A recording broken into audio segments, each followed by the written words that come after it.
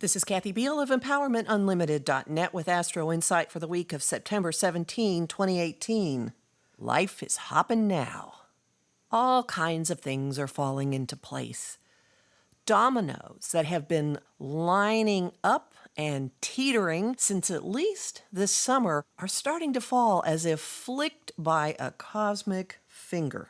There's not just a sense of, wow, this could really happen, but awe at what is finally unfolding in our lives and in front of us.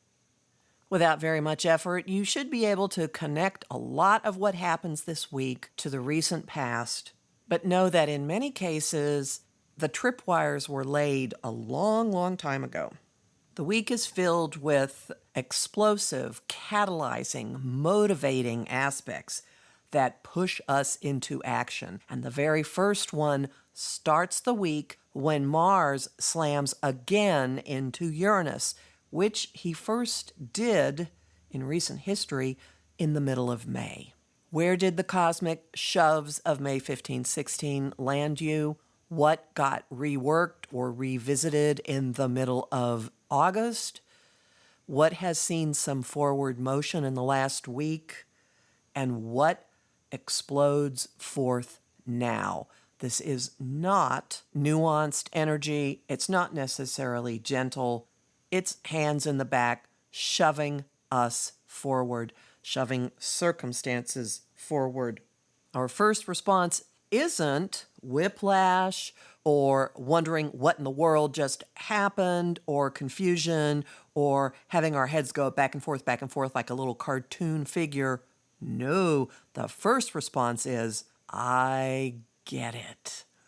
Seeing how the current circumstances of life really do line up for us.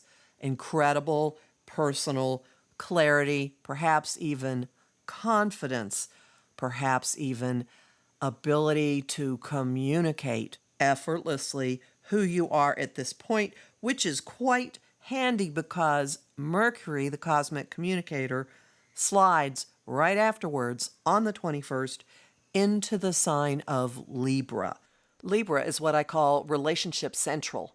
Mercury in Libra negotiates, coordinates, engages in graceful, beautiful language, often with the desire to please someone's ears and possibly to cajole them into doing your bidding.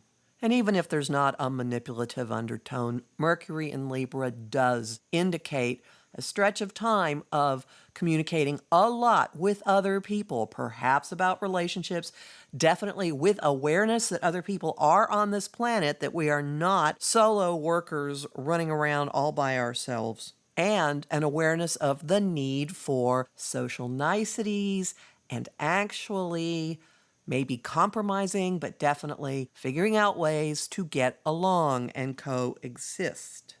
And this shift leads us into the equinox, which is on the 22nd, the fall equinox in the northern hemisphere, the spring in the southern, and the vibes in the sky at the equinox color the next 3 months.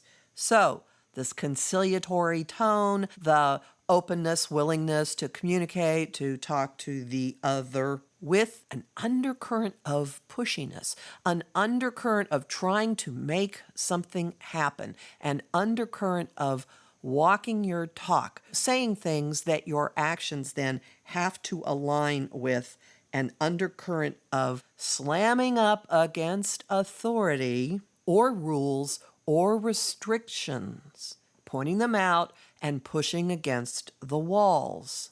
That vibe stays with us for the next 3 months. It's also part of the build up to the Aries full moon, which happens on the following Monday.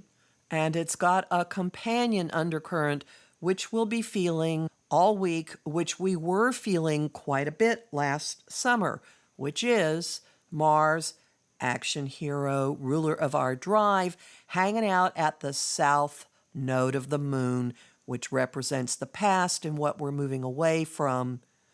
And as he slams into Uranus, the ramifications, the resonance of that, The boing from that will be with us all week, going into the full moon at least. And as this happens, Mars and the nodes are forming pressure from two directions, from the past, from the future, onto Uranus, the agent of unpredictable change, of liberation, of awakening, the thrower of lightning bolts and Molotov cocktails. So all week long, and also imprinted onto the equinox chart, is this demand, balancing the past against the future.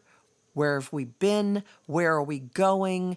And pushing for tangible, practical earth plane change and innovation, with Uranus in Taurus being monkey in the middle of this pressure. Everything that's coming to a head this week and imprinting on the equinox chart and building to the Aries full moon, all of this has something to do with the retrogrades and the eclipses and the Saturn-Uranus trine of this summer. And if that's too much technical talk for you, look at it this way. We're beginning to tie up everything that got stirred up this summer. We're making sense of it. We're doing something with it. We're packaging it. We're acting on it. We're sorting through it. We're throwing some of it out. And we're building new structures in our lives based on everything that got stirred up this summer. Micro and macro. In your life and in the big picture. And if that sounds to you like this is a huge week, you're not off. Homing thought of the week.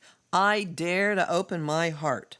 Song of the week, I have two. They are both old. Take a Giant Step by the Monkees. Don't Judge, listen to the words. And Get Ready by Rare Earth. And the image of the week is knocking down an intricate display of dominoes and finding out where they lead. You'll find much more about this at my site, Empowermentunlimited.net, where you can sign up for my mailing list, listen to weekly podcasts like this one, and book a session with me. You'll also find the forecast for the Aries full moon, which is already up. Again, Empowermentunlimited.net. Talk to you next week.